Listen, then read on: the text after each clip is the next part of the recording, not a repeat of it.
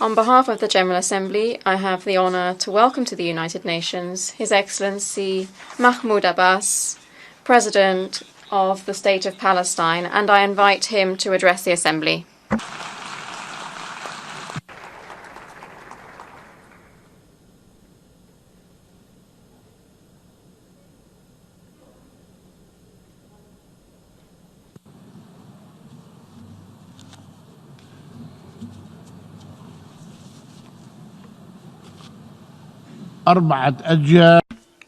For generations of our people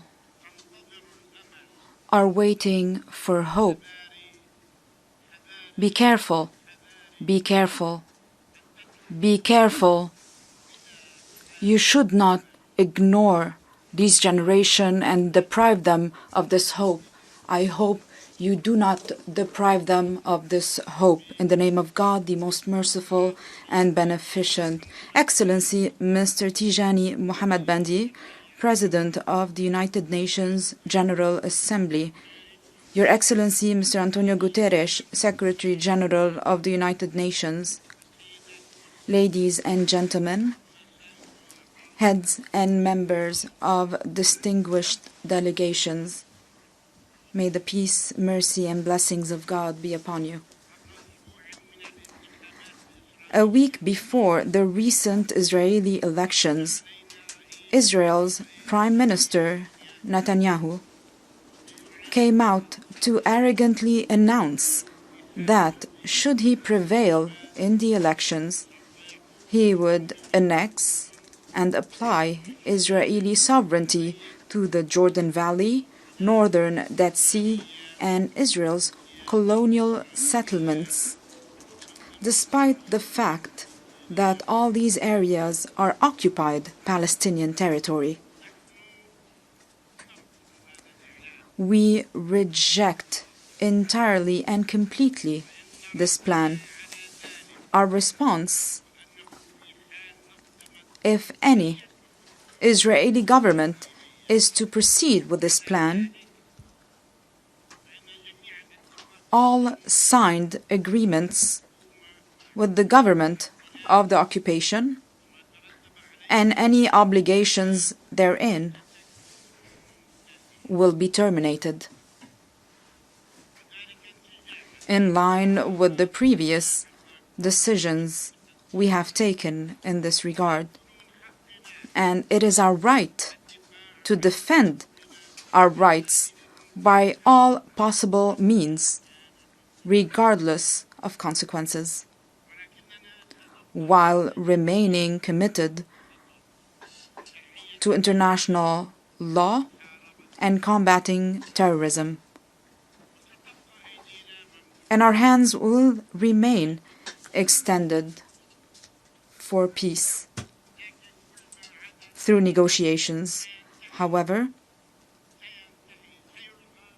anything else will be null and void if Israel, any Israeli government, Netanyahu, or any other Israeli leader will follow this plan that he announced a few days ago.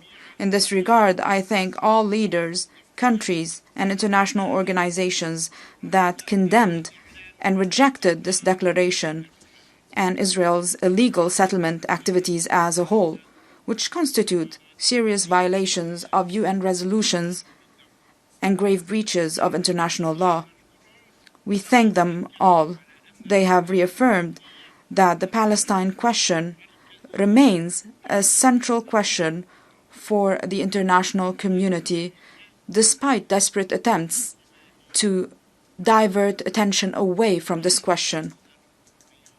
I ask you, ladies and gentlemen, what would you do if someone tried to take the land of your country and tried to erase your presence in it? How would you react? It is time for the international community to uphold its responsibilities to bring an end to this Israeli aggression and arrogance. It is time to implement at least one resolution adopted by you concerning Palestine. Otherwise, all these resolutions are pointless. I had hoped to come to you this year to proclaim together the end of this occupation, the Israeli occupation of my homeland, Palestine, but regrettably, I stand before you today bearing the same miseries and pain that has been endured for so long by my people, who, despite all that they have suffered of injustice, oppression, and occupation, still holds on to the hope of achieving their freedom and independence, as all other nations of the world do. I ask you once again, has the time not come for the emancipation of the Palestinian people and their freedom from this injustice, oppression, and occupation? Has the time not come? I ask you to ask yourselves this question. Ladies and gentlemen, your august assembly granted the State of Palestine observer state status in the United Nations in 2012. We are grateful for this legal and moral stance, and we thank you for your principled position in support of our collective just demands to end the Israeli occupation of the land of the State of Palestine and to actualize its full and complete independence on the 4 June 1967 borders, along with a just and lasting solution to the question of the Palestine refugees, whose plight has been tragically prolonged. We thank you for your principled position, and we do hope that you implement this position so that it turns into a reality, so that it is translated into action on the ground. We also convey our deep appreciation to all countries and peoples that continue to provide support and solidarity to our people and our country, politically and economically, aimed at ending the occupation and building our national institutions, in addition to their continued support to the UN Relief and Works Agency for Palestine Refugees, UNRWA, pending a just and comprehensive solution to the plight of our refugees in line with international law.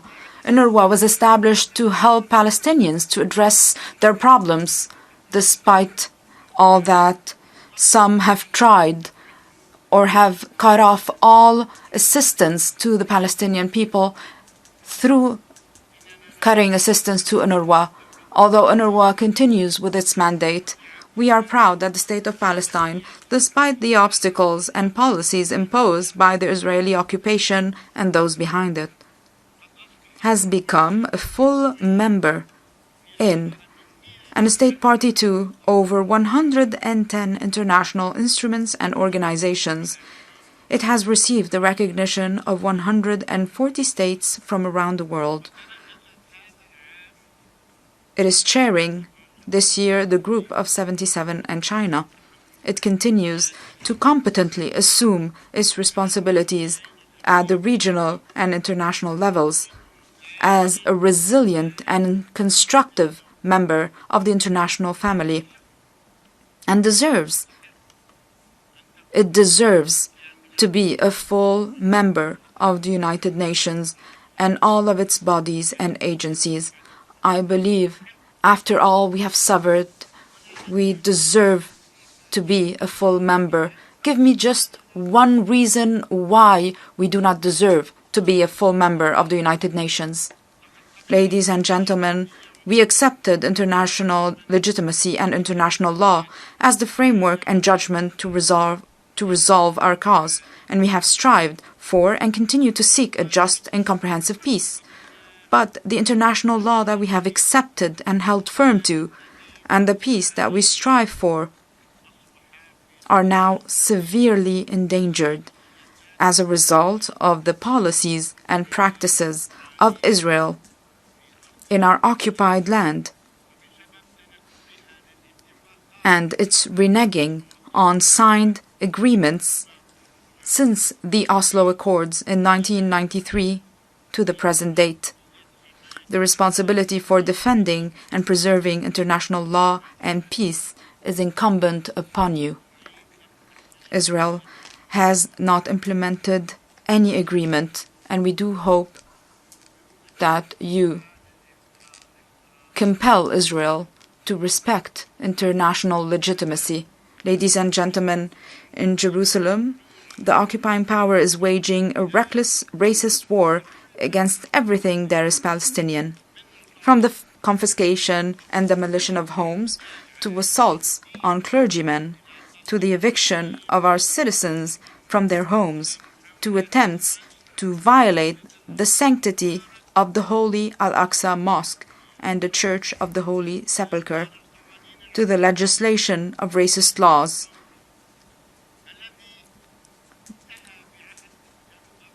The national Jewish state law, these laws and these practices, we all thought that they ended with the apartheid in South Africa. We see that today we have similar laws, a similar law in Israel, discriminating against people based on their nationality and their race, and the world remains silent before these practices.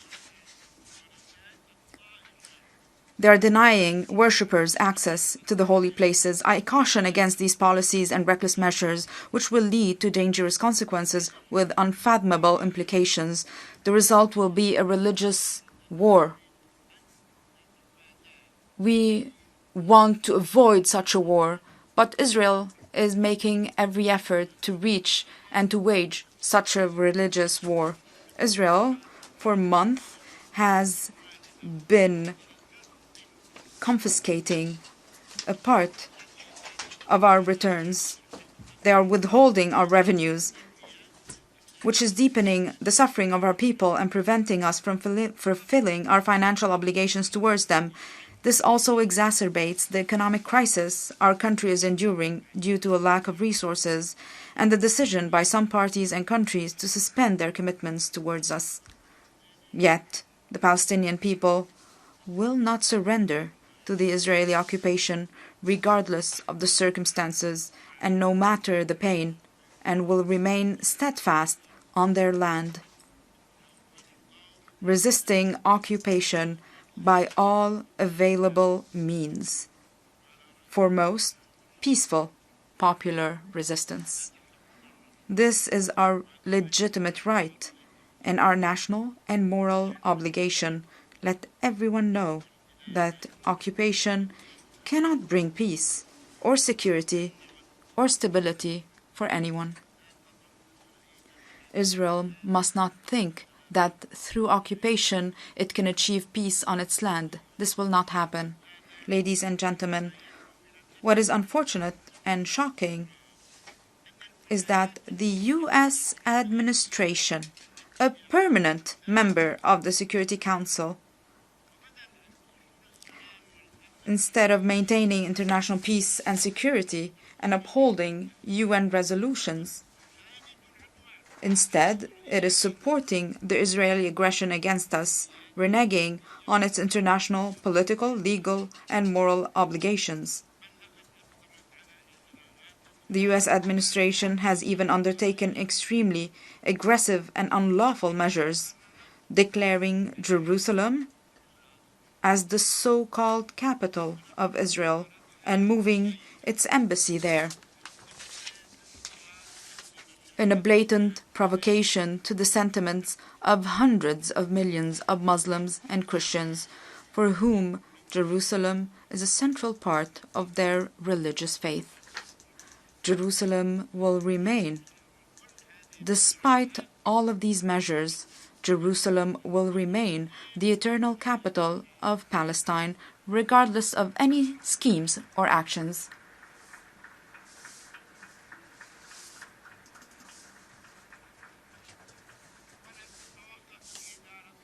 The U.S. administration did not stop there, but also decided to close the representation of the Palestine Liberation Organization in Washington without any reason, and some of its officials have claimed, in particular its ambassador in Tel Aviv, claimed that the Israeli settlements on our occupied territory are legitimate. They have decided that this is no longer an occupied territory. It is now an Israeli territory where Israel can build and construct whatever facility it wishes. That was a decision from the American ambassador in Israel, and we must follow this decision. No. The words of the US and its ambassadors, we will not follow them. They're not written in stone. Moreover, it immorally and inhumanely terminated all of its contributions to UNRWA.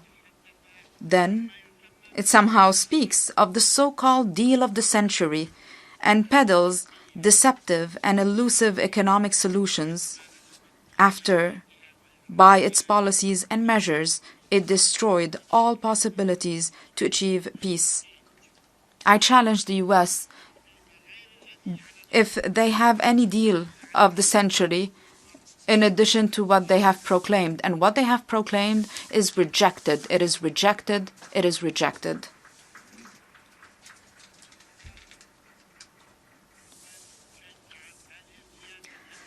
This US policy has emboldened the government of the Israeli occupation to renege all signed agreements with us and its commitments towards peace, depriving the peace process of any credibility, pushing large segments of the Palestinian people to lose hope in the possibility of a long-awaited peace. It has jeopardized the two-state solution. And now many wonder if the two-state solution has become impossible. Can we have a one-state solution where everyone can live equally? Some are starting to wonder. They are asking.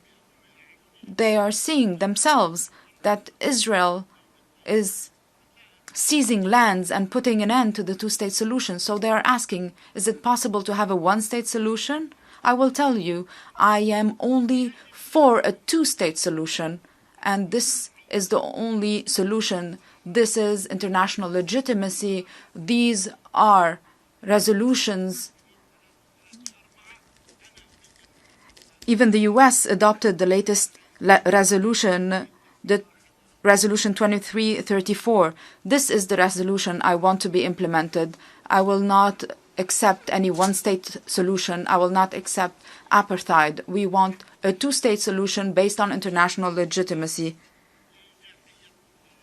From our side, we have never missed an opportunity to hold serious negotiations with the Israeli side. We have constructively engaged with all initiatives. However, Mr. Netanyahu, has he ever agreed to negotiations behind closed doors on a bilateral basis, multilateral basis? He never accepted any negotiations. We have both received several invitations from several countries to meet, to start the negotiation process. He has rejected that. The latest invitation from the Russian Federation, 3 invitations from the Russian Federation, and he has rejected those. They say Palestine doesn't want peace or negotiations. We say we always extend our hand to peace because we are convinced that peace will only be achieved through negotiations and through negotiations alone.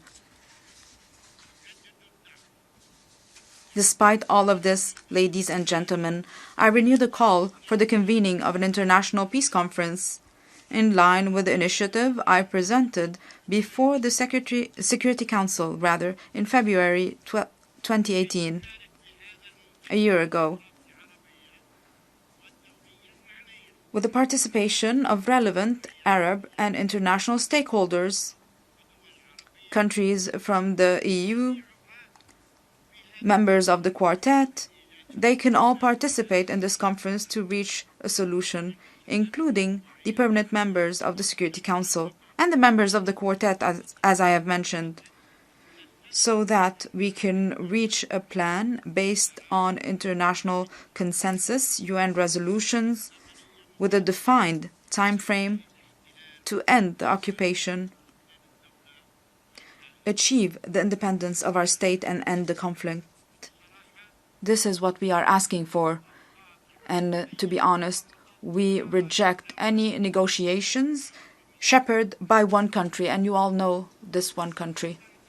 Whether the United States or any other country, we reject that. The United Nations should sponsor such negotiations and accompany such negotiations. However, the US or any other one country, we will consider them as biased. If you add the quartet or other countries, that is acceptable. Any other country, I'm not just talking about the United States. If one country comes and says, we want to solve this problem, we will not accept it. We will not accept the sole US mediation. Ladies and gentlemen, from the outset, we have believed in democracy as a foundation for the building of our state and society. We have enshrined this in our constitution and exercised this on the ground. We have conducted general elections in 1996, 2005, and 2006. However, they stopped and they were paralyzed by the coup by Hamas in 2007. Since 2007, we have called for reconciliation and we have called for holding elections. Either way, upon my return to the homeland, I will call for regular local elections in the West Bank, in the Gaza Strip, and East Jerusalem, and anyone who opposes these elections will be held accountable before God and the international community.